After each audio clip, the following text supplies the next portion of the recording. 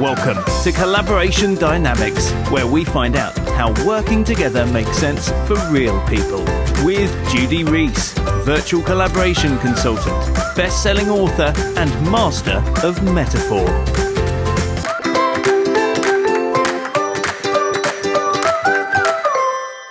Hello and welcome to Collaboration Dynamics. I'm Judy Rees and with me today is Julie McCracken. Hello, Julie. Hi, Judy. Great to have you on the podcast, not least because it means that your book has finally been published, which I'm very excited about. So, would you like to introduce yourself and what you do in the way of collaboration? Okay. My name's Julie McCracken. I've been a teacher since 1973.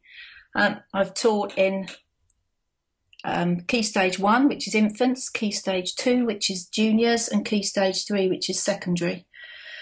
I think in the year 2000, I trained to be a coach, and I used the coaching skills to teach more effectively, basically. Then I moved on to learn NLP, and I applied the NLP in the classroom. And then in 2007, I did a training course, summer school at Cambridge with you and Wendy Sullivan. And since then, in fact, just before then, I was using clean language in the classroom with some help from an NLPer called Jeff Tuff. And I've been working on developing the use of clean language since then. I've dried up. I have to cut that bit out. And you've finally got the book published. You've written a book about it all and you've got the book published. Oh, yeah. So it turned into a project because lots of people kept asking me to write it down, and it became quite a long-scale project which I intended to finish in 2012. And since then, it's been a long haul to pull it together into a book. So I'm very pleased. It's out next week and I no longer have to write it. And so this podcast, although it has a lot of clean language in it, it's mostly about collaboration. Mm-hmm. So in terms of getting a book out there and published, what kind of collaboration needs to happen?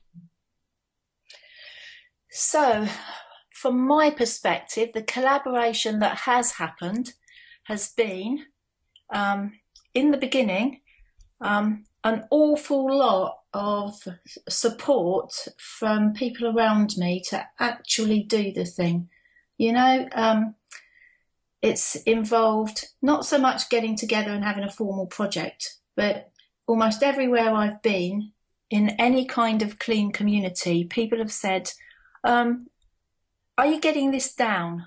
How's the book coming along? And just ask those questions, which is almost pulled me along to do the book. It became almost like I couldn't not do it. Mm-hmm. Not in a pressured kind of a way, but I come from a place where when I was at school myself, the longest piece of writing I was able to do was on a piece of paper that's smaller than an A4 piece of paper. You know, that was the pinnacle of my achievement. I was very wanting in the ability to write, and I didn't get a lot of help with that, and I didn't worry about it. I passed my exams and everything, but I've always known that to be my weakness.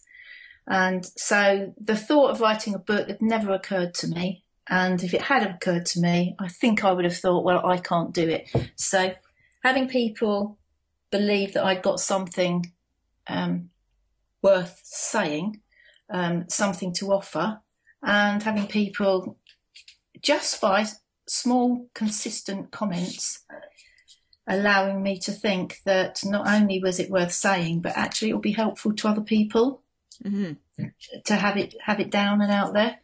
And those small, consistent comments pulled you along? They did, yeah. What kind of pulled you along? Well, sometimes it pulled me, it was pulling forward, always. Sometimes it jigged me a little bit a little bit more than others. Sometimes it was gentle and sometimes it was a bit of a yank.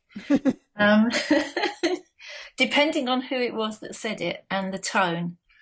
And what I noticed with that pulling, it kind of came in waves.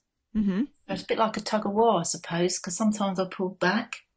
So I put it down and walked away, and then found that it was tied to my waist. So I got so far, like those dogs on those elastic leads, and they think they're free, and they go quite a long way, and they're just about to go whoopee and leap and dance and sing, and they get to the end of it, and it tugs them back. Mm-hmm. So yeah, it also helped hold on to me because during the course of this book, life goes on when you're doing a project, as we all know. But during the course of it, my husband nearly died twice, and my daughter had problems with childbirth, and my grandson had to have open heart surgery at 4 days. So there were kind of some big things happening, which may have resulted in me just putting the book down and forgetting it. But it meant that in between hiccups like that, and then I returned to it because I was attached. So you were attached and you kept returning to it like one of those dogs on an elastic lead. Yeah. So I'm already starting to ask you about your metaphors, but I usually ask specifically, when you are collaborating at your best, you're like what? I'm like a dancer. Mm-hmm. What kind of dancer? Even when I'm a dog on a lead, do frolic at the end of that lead. And like a dancer in the sense that I can smoothly glide along, but I can also twirl and change direction. I'm flexible, strong. I put in the graft, to be a good dancer.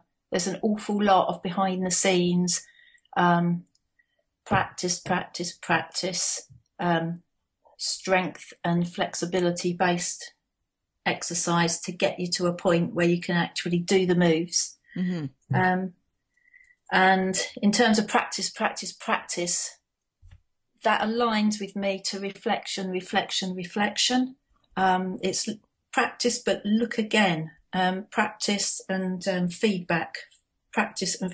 So the practice is constantly moving forward rather than doing the same thing over and over again. I think of that as dynamic practice. So dynamic practice and feedback. What kind of feedback? Well, in terms of writing a book, the feedback is, I suppose it's similar to dancing, because I don't know, it probably is possible. I'm dancing at the moment as I'm talking to you. It probably is possible to move and improve your technique without feedback externally, but it's probably not possible to work in a collaborative way and sort of meet the needs of an audience or something like that, unless you have some external feedback, because you need to know what this is like for people out there. And that's the same with writing a book. It wasn't just a case of me jotting down what I wanted in there. It was a case of taking views from other people, and the feedback I've got from this was from people at Crown House that have been immensely patient and supportive, from people like you and Wendy and Marion, Penny and James, and people know who those people are. A lot of the people who are listening to this won't have any clue who those people are, but because they won't be clean language enthusiasts. But the clean language enthusiasts who are listening will know who those people are. So all of those people are people who know clean language in their bones, and in fact developed clean language, some of them, And so I had that clean language feedback. Mm-hmm. So to ensure that what I was putting in there was accurate in terms of clean language. I've also had feedback from other teachers, teaching assistants, the work that I did with other teachers, and from children. And the feedback from children is kind of central to it, because not only is it useful in terms of writing the book, but it's part of what the book's about. You know, it's about listening to children and really listening and respecting children in the sense of them being capable of knowing what it is they want to say. One of the stories that struck me most in the book was about your collaboration with the children, was the story about where you were creating a school play. Can you tell me a bit about that? In December, in most infant classrooms, something happens to produce some kind of play, a dance or a song, and they're usually collaborative efforts within classes or between classes. And this particular year, and ever since then, I've used clean language to facilitate the children to be able to create and produce the play themselves without any content input from me. So I don't tell them what to do or what it should be like. And this story in my book describes the first time I did it. One of the things that comes out of it is that even though I was experienced and felt very confident that this would work and it would support the children best, I still lost my confidence at various points, because I wanted to hold fast and be what we call clean. That is, not give the children content input. And I didn't do it on a couple of occasions, but by and large, I just facilitated them. So I asked them these particular questions, the clean questions, which are anything else about, what kind of, and what just happened, and what would you like to have happen next? Questions like that. And they decided what they wanted to do. And it was such an interesting experience, because the children came together as a group. They discussed things, worked things out. At one point, there was almost an argument where they just couldn't agree, and people were being horrible to each other. And then somebody came to me and said, you know, we're being horrible to the others. And I said, and being horrible to the others. And when being horrible to the others, what would you like to have happen? And he thought through what he thought should happen and went back and told the others. And that sorted the arguing out, and they got on and carried on with their work. So I didn't have to take command, which previous to using clean language, I would have felt that I needed to take command at points like that. The upshot was that they put together a really fantastic play, which included singing and dancing, which would have been a nightmare if I was actually having to choreograph it all and tell them what to do and come up with the words and the stage directions and everything. I didn't have to do any of that. They did it all themselves.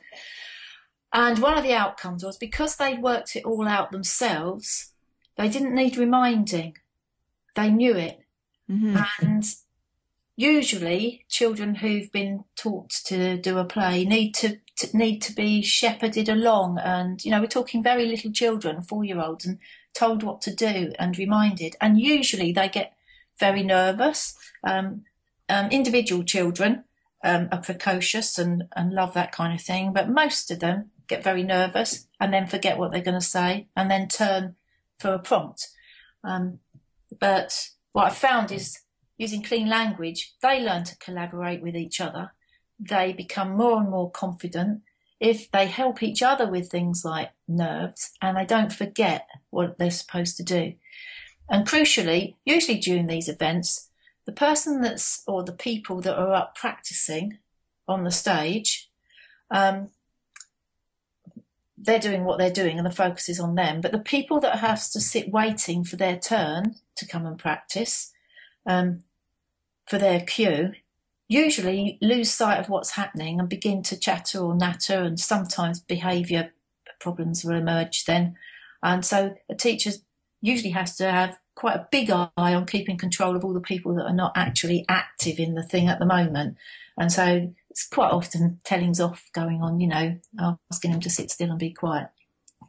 Throughout the whole of this, the whole of December, all their practice, I didn't have to tell anybody to sit still and be quiet once, because they were all so engaged with what they were doing. And so it made a big difference. So just to reiterate what you've just said, I think what I've heard you just say is that a group of 4 and 5-year-olds created and performed their own Christmas play, including singing and dancing, without you having to take commands and without arguing about it. And when some people were practicing and some people were watching, you didn't even have to tell them to keep quiet. No. Which is a pretty powerful way of collaborating. Yeah, very, very powerful. And that was my biggest outright experiment, if you like. But that kind of collaboration came on the back of having worked using these techniques in the classroom, so that actually their everyday way of approaching things is in that collaborative way. So, if it's a maths lesson and we're learning to add up, then everybody will join in and consider what needs to happen for us to be able to learn this thing, and then go on to learn it themselves. So, and these kids, though, presumably have been working in that way since September. Yeah. So they'd only had a couple of months. Well, how it worked in the school I was working is they're mixed age groups. So some of them will be 4, some of them will be 5, so there'll be 2-year groups. Right. And in amongst, it was the whole of the infants, so some of them would be 6 and some of them would be 7. Yeah. Mm-hmm. So, that makes it even more interesting. Well, because the older ones are modelling for the younger ones. How amazing. And so when that kind of collaboration was happening, what happened to the dancer that is you when you're collaborating at your best? So when that's happening, as a dancer, I'm almost poised on my tippy toes with my arms stretched up high in almost a balletic. I don't know what the pose is, but in a poised, dynamic stillness. And there's a kind of stepping backwards. Mm-hmm.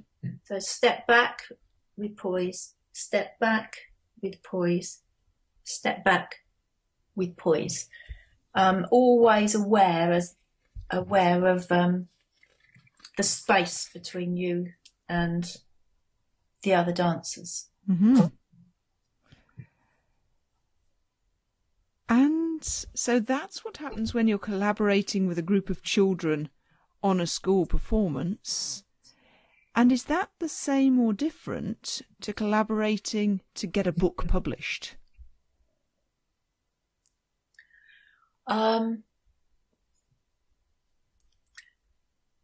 To get a book published, I think, is different from creating the book. Mm-hmm. So creating the book came from all of that dancing and stepping back and dancing and stepping back. Mm-hmm. The writing of the book was more the backroom practice. Mm-hmm. Yeah. And the getting the book published, I think that's more I don't know why, but ballet, this is ballet, you can't see me, but I'm making ballet movements with my arms as I talk. And, when the principal ballerina, imagine we're Swan Lake, and she's going backwards and backwards and backwards, and then her arms sweep around, and the other dancer comes in and circles, and then they kind of move together. Mm-hmm. And that's when other people, you were one of them, gave me feedback on the final what I thought at the time was the final version. And I've had, I think, 5 final versions. And so that's where someone from outside sweeps in, and that changes what I'm doing. Mm-hmm. And so where they go, I'll go. As they turn, I'll turn. And so it alternates over who's leading and who's following. And other people come in. So people will come and then leave, and come and then leave. So I'm seeing myself on the stage at the moment with people coming in, joining in the dance, doing their motif, and then off. And at times there were lots of people, and at times people were taking it turns, one at a time, and then doing. And then finally, it's almost like the final part is with a flourish over to you, and the next person takes on the lead, and I go off stage. Mm-hmm. And that's the next person would be someone who reads the book and does something with it. Actually, that's not, because I think that part is when it's over to the publisher at the point it's at now. Mm-hmm. So I'm doing nothing with it. They've got it, and they're doing their dance. Mm-hmm. And their dance, I think, is a completely different style. Mm-hmm. I can see that as more jerky and has machine noise, music in the background. And and they might have a bit of break dancing in there. And then the next part will be when it's on the bookshelves. It's on Amazon at the moment, and when people then take that to me is more like they are opening their box, seeing their dance shoes and putting them on. Mm-hmm. Yeah, so they'll take them out, they'll put them on, and then they'll do something with those dance shoes that I might not even recognise, but they'll take it on in their own way. Mm-hmm. Ooh, how interesting. And we're going to start to run out of time in a moment now. One of the sets of people that I'm curious about, so when all of that, so there's the dancer and someone comes in and sweeps in, and then one person's leading, then the other person's leading, and then hand over to the publisher, and then that's that jerky machine music kind of feel, and then to the people who are buying the book who get their shoes in the box. Now, you mentioned before about reviewers and some of the brilliant reviews you've had. Where would reviewers fit in that structure? Well, reviewers, I think reviewers are, it's a special part of the audience, but it's kind of the applause. Mm-hmm. And there's a quality to the applause. So, you can get claps that you like. Or you can get claps that are polite. And I expected that people that know me, people who are my friends or my colleagues, I've had feedback from them, and I expected it to be nice feedback because they know me and they like me, and what I really needed was the kind of on the journey. So in the practice, I needed the kind of feedback that, told me how it is, shredded it, critical, pull it to pieces and let me have another go. But then finally, when the book was completely finished, that's my dance. Mm-hmm. And so still I want to hear, is this okay or not? What's the response? And that's the applause. And so with the applause that I got from reviewers, I was really surprised and very pleased that it, it was a good dance. And you're being modest, but come on, read me that review that you mentioned earlier. Oh, yeah, from Richard Churches. He's the Principal Advisor for Research and Evidence-Based Practice in the Education Development Trust. And he says the power of effective questioning to transform learners' understanding is undeniable. Julie's book provides an outstanding guide for teachers who want to use questioning strategies that have become well established in therapy and counselling to promote deep thinking and reflection. Definitely one for every teacher's bookshelf. And yeah, I thought, good. Excellent stuff. Congratulations indeed. That is really nice to hear. And there are a few people who listen to this podcast who are interested in hypnotism. They may also know Richard Church's name, so he's not just a big name in the world of education. You guys might want to look him up.